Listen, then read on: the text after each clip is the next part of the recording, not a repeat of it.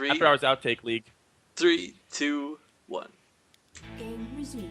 Hello, ladies and gentlemen. Welcome to Game 2 of this Best of 5 series for the After Hours Gaming League between Storm8 and Zynga.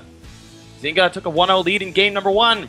We'll see if Storm8 can bring it back. Who do we have spawning for these teams, Rifkin? Well, in the lower right corner of the map, playing for Zynga, he is the Red Zerg player, Fredo.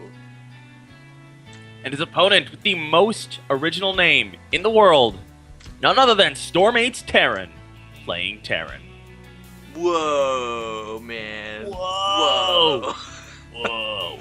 Well, we've kind of joked about this in past broadcasts. The last time we talked about it, I think we put a jinx on our Terrans, but we've had a lot of success from Terran players here in the After Hours Gaming League, at least for us casting.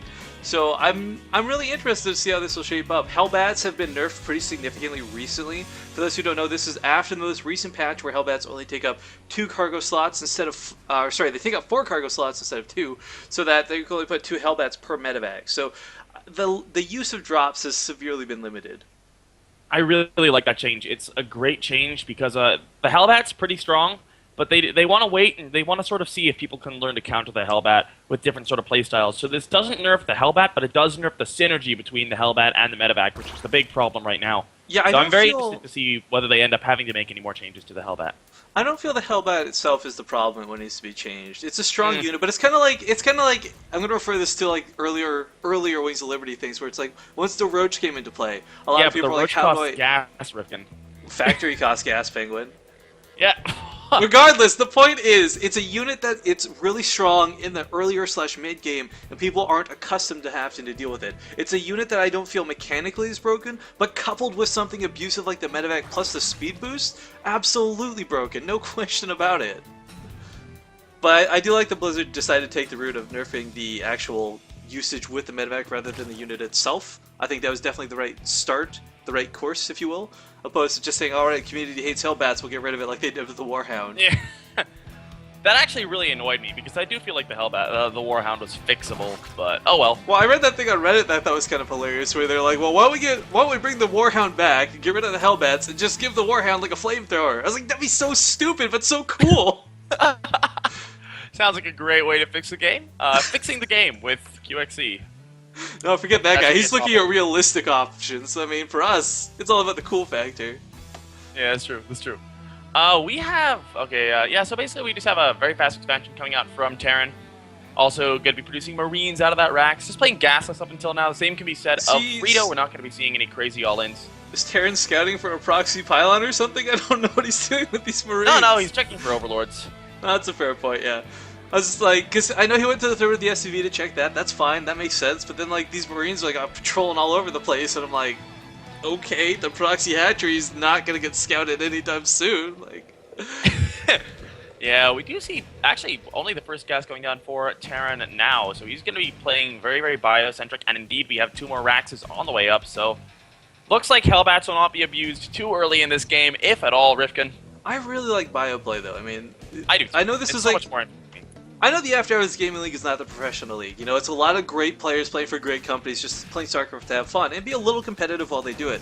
But I mean, when you watch the pro scenes, you really get a feel for what the limits, like you can really stretch the limits of things. And we've seen BCQ to use some ridiculous bioplay against like top-notch players. So I kind of like that he's going for bio instead of mech. Yeah, obviously mech I think is the more powerful of the two right now. Just in a straight-up fight, if you have 200-200 mech versus like a Zerg, or 200-200 Bio versus a Zerg, the mech's going to do better. But Bio just allows you to, especially if you're the stronger player, Bio allows you to out-multitask your opponent very nicely. Yeah, I mean, having 3 drops go off at once, where you've got like a couple Hellions run right into the natural mineral line, I mean, you can do so much with the map if you've got that control under your belt. That's one thing that hasn't changed from Wings of Liberty to Heart of the Swarm, but it's really heavily going to rely on our Terran player being able to, I guess, maintain that level of micro/macro. Yeah, we'll see exactly what he's able to do here. We do see the first factory coming down, as well as a reactor started beforehand. So this reactor may well be for a starport. We'll see. Yeah, he got the double tech labs from Marauders, I guess, but I mean, like, I would have expected Stim to at least be starting. I mean, there we go. As I said, I've got a real knack for like having things happen when I'm not talking, or when I'm talking about the opposite. It's like, oh, Stim hasn't started yet, Stim starts. Oh, players are mirroring each other, 14 Zerglings. I just can't catch a break. And one day you're gonna find a way to abuse that. And I'll be like, You're just gonna be like, I'm gonna join a tournament, and you're gonna like be casting it live, and you'll just like see me playing as like MVP, and then I'm gonna be like being destroyed, and you're just gonna say, Pengwin is losing this game, and then he'll disconnect and I'll win. well, what was that? I think it was like what, the TSO4 qualifiers, whatever. You and I were casting, and every person you called out to win got knocked out like 2 seconds later. That was literally that was what we dubbed the Pengwin Death Note curse. Yeah, it's just like he'd read off a name and be like, okay, well, we got TLO advancing to the next round. TLO loses. Like, just what? Well, you know, caster problems. We Right. have First we have world. the Ling watching one of the towers. We have the Marines and the Marauder watching the other one. They're just staring at each other. Now, correct me giving if I'm wrong, don't... death stare. I know Wings of Liberty, these inner towers expire, do they not, on Heart of the Swarm? Oh no, that's not Wings of Liberty. That's just GSL. Oh, GSL, okay. My mistake then. Sorry. Whoa. No, I like the fact that they had that idea, though, to make the towers expire, because as you can see right now, with just these two units on the field, granted they're not the same players' two units, but you can see pretty much everything in the map, every pathway, the ramps, any way your opponent would come to you, you would catch them just from one of these two watchtowers. Yeah, there's literally the only way to sort of catch them by surprise is going like there's one way you can do that, and even then you do see it with the tower about 10-15 seconds before it gets to your third. So Yeah, very powerful towers on this map. We have a lot of Lings on the way now for Frito. Up until now, he's pretty much just been droning 50 drones to 37 SCVs, and he has Baneling speed on the way as well. We have the armory finished up, so we have he's actually making Hellbat, one Hellbat right now instead of a Hellions, so it's going to be going to Hellbats, I think. Of course, they can transform, but it looks like he may just go for a very, very strong Marine Medevac Hellbat push. I really like the way Frito's overlords are spread. He's going to see medevacs coming from the sides of the map. I mean, it's so typical of a Terran to go, follow the edge of the map to get into a base, and these overlords should scout that. Even with the boosters, he should be able to respond to it before the units actually start landing. I find it very interesting that Frito is going for a Spire. This is something you don't see used in this matchup very much at all anymore, just because the Widow Mines are so strong. But we don't see any Widow Mines on the map yet, so if there is this Marauder Hellbat heavy push coming at him, Mutalisks are going to be very strong. Oh gosh, who was that last week? Zai, I think, with like all the units trapped within his own base. Mhm. Couldn't quite get out. Had like a winning army that was inadvertently split in half. Oh, I had at the LAN I was at this weekend. One of my teammates was playing a ladder game, and he lost because he had 8 Ultralisks locked in his base. Oh no, that sucks. But okay, we got the stim forward. Gonna start just trying to get in here as quick as you can. There's only really a Spine Core. Some Banelings are coming, but they're not alive just yet. Spine Core goes down immediately. He should pick up this Queen too, but the Hellbats are here to intercept. Hellbats, unfortunately, are light armor, so they're gonna take a lot of damage from these Banelings, but nothing actually dies there for the Terran player. Oh my god, Pengwin. This is ridiculous. I think he actually misclicked as well. He made 1 Mutalisk. He has the gas to make 10 more. It just isn't doing it right now. Actually, a drop. Look at this. The retreating drones are intercepted immediately by that medevac. Some great game sense out of our Terran player. Terran. It's gonna sound like I don't know his name. This is just brutal, man. I don't know if Rio can recover from this. He's got a bunch of Mutas on the way, but there are a couple Marines in here. Looks like the Marine count's actually pretty much dead. Actually, yeah, he could absolutely recover from this because the Marines that are alive are stimmed to death right now, Pengwin. But the thing I don't know. recovering this he fight. Can hold this off. The question is going to be what happens after he holds it off. Yeah. He's lost a hatchery. He's lost about 40 drones. Yeah, he's And gonna oh recover. god, there's Hellbats in the main mineral line as well. He's losing the rest of his drones, Rifkin. He's down to under 30 supply. 48, Oh god. 49. Can he get 50? Half of 100? No, the last Hellbat goes down. But yeah, I mean, he's gonna recover this fight, but he lost 2.5 bases, all the drones from this. And This is brutal. I think this game's over at this point. Honestly. yeah, This is... I mean, Terran's got a bank. He's not using it right now, but if he did, this would absolutely be over.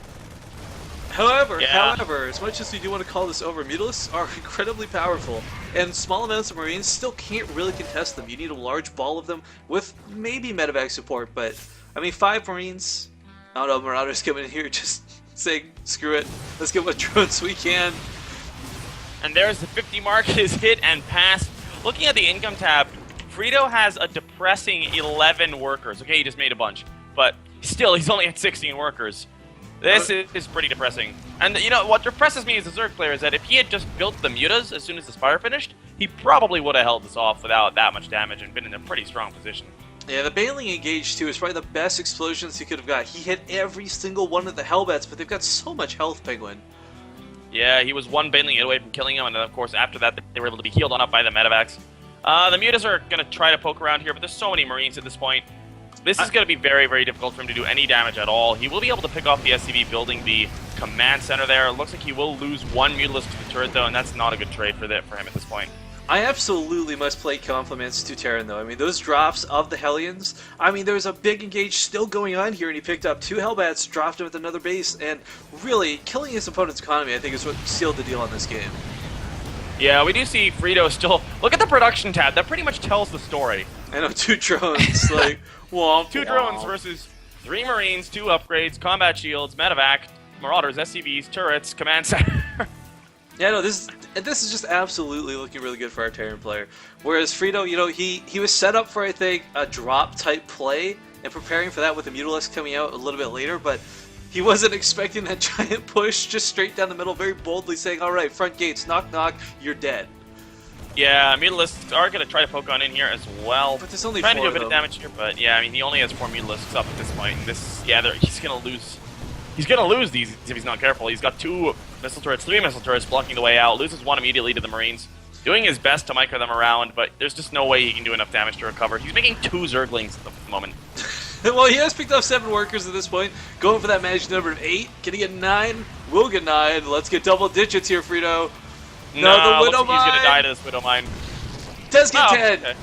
Double digits, but that'll be the end of the Mutalisk. And I think Terran's going to realize, alright, you know what? Forget it. I don't care about these 2 Mutalisks. They're not a threat to me whatsoever. I've got this large standing army marching across the field right now. Look at this, a supply depot. What?